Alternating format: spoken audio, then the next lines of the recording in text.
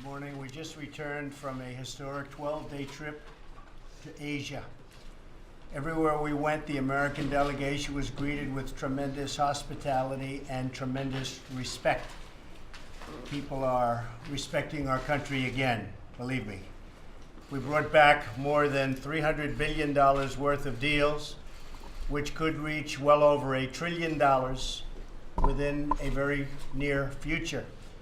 That means jobs for the United States at a very high level. As you know, we've just come up with the best job performance in over 17 years. But this is a lot more jobs. We think the number is going to actually get a lot better. We're going to also put a lot of people that have not been able to find jobs, we're going to put them back to work because they're not registered right now. They'll be registered in a positive sense. Japanese car companies will be opening up and expanding their plants in our country. We work very closely with Prime Minister Abe on that. We're renegotiating our bad trade deal with South Korea, and we started talking about bilateral trade with many countries in Asia. And most importantly, we've made clear to all countries that we cannot continue to be treated unfairly when it comes to trade any longer. It's not fair to our companies, and it's not fair to our workers. Last year, we lost over $800 billion on trade deals with other countries. So we had a negative number, a trade deficit of almost $800 billion with other countries. That's not going to be happening. That's changing. And I explained that to them from the standpoint of Asia. They understand it. Every one of them understand it. One of the primary goals of our trip was to pursue the denuclearization of the Korean Peninsula.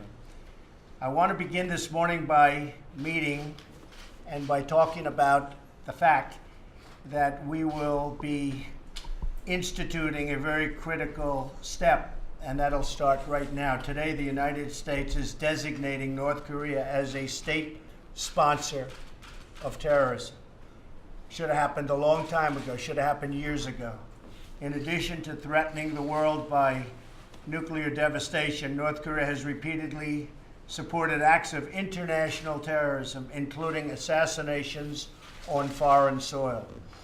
As we take this action today, our thoughts turn to Otto Warmbier, wonderful young man, and the countless others so brutally affected by the North Korean oppression.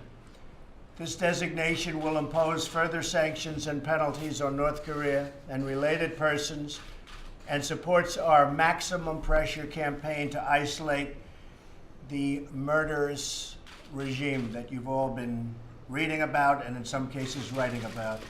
Tomorrow, the Treasury Department will be announcing an additional sanction and a very large one on North Korea, and this will be going on over the next 2 weeks. It'll be the highest level of sanctions by the time it's finished over a 2-week period. The North Korean regime must be lawful. It must end its unlawful nuclear and ballistic missile development and cease all support for international terrorism, which it is not doing. Today, cabinet discussions will also focus on crucial domestic policy issues. I want to congratulate the House of Representatives for passing a vital and historic tax cut last week, and I'm very hopeful the Senate will do the same very soon. We're going to give the American people a huge tax cut for Christmas. Hopefully that will be a great, big, beautiful Christmas present.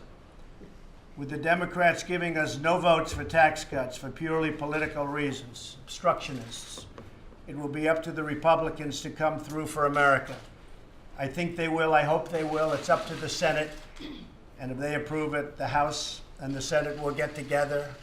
I'll be there right in the middle of it, and we will come up with a bill that will be spectacular for growth and spectacular for the people of this country.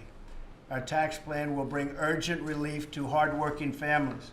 We'll reduce rates, increase the amount of income taxed at a rate of 0, expand the child tax credit, very important, and simplify taxes as most families will be able to file on a single sheet of paper. We'll restore America's competitive edge so we can bring back our jobs. We want to bring our jobs back to our country. We were decimated over the last 40 years. We want to bring our jobs back to the United States. We'll go from being one of the highest taxed nations in the world to one of the lowest taxed nations in the world. Corporate rates will be reduced from 35% all the way down to 20%, which will make us competitive again, and companies won't be leaving our country. Finally, our tax plan will return trillions of dollars in wealth to our shores so that companies can invest in America again. At the same time, we're working to reduce wasteful government spending. We will hear from Budget Director Mick Mulvaney, who is working with my cabinet to find taxpayer savings in each and every department. The cabinet members that are with us today are working on getting reductions to their various departments, and we think we're going to be able to save a lot of money, even lower than the budgets that we're submitting. We'll be working on health care, infrastructure, and welfare reform. We're looking very strongly at welfare reform, and that'll all take place right after taxes, very soon, very shortly after taxes. So we'll be submitting plans on health care, plans on infrastructure, and plans on welfare reform, which is desperately needed in our country, soon after taxes. Today we'll also discuss the opioid epidemic that is ravaging so many American families and communities. Last week I was proud to nominate Alex Azar to serve as the next Secretary of Health and Human Services.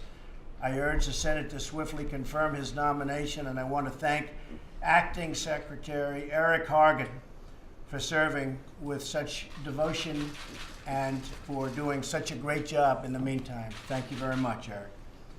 Finally, I want to wish the American people a truly happy and blessed Thanksgiving, especially to our brave men and women serving on our military and our Border Patrol and ICE agents along the very dangerous southern border. As you heard, we lost a Border Patrol officer just yesterday, and another one was brutally beaten and badly hurt. Looks like he'll make it, but very, very badly hurt. And we talk about the wall. We're going to have the wall. It's part of what we're doing. We need it. It's rough territory. That's where the drugs are coming in. A lot of things are happening along the border, the southern border, and we're going to straighten it out. We've already reduced the numbers, and you see the numbers, they're back to 78% down from what they were. And those numbers will get better and better, but we have to stop the massive drug flow from pouring in. And my respect to the families that were so badly hurt yesterday, because they were devastated. Those two families were devastated. I just want to wish everybody a very, very happy Thanksgiving. We're going to be working very hard during the recess in Florida. We're going to Florida. And I want to thank you all for being here. And let's start our meeting. And to the media, to the press, thank you very much. We appreciate it. Thank you. Thank you very much.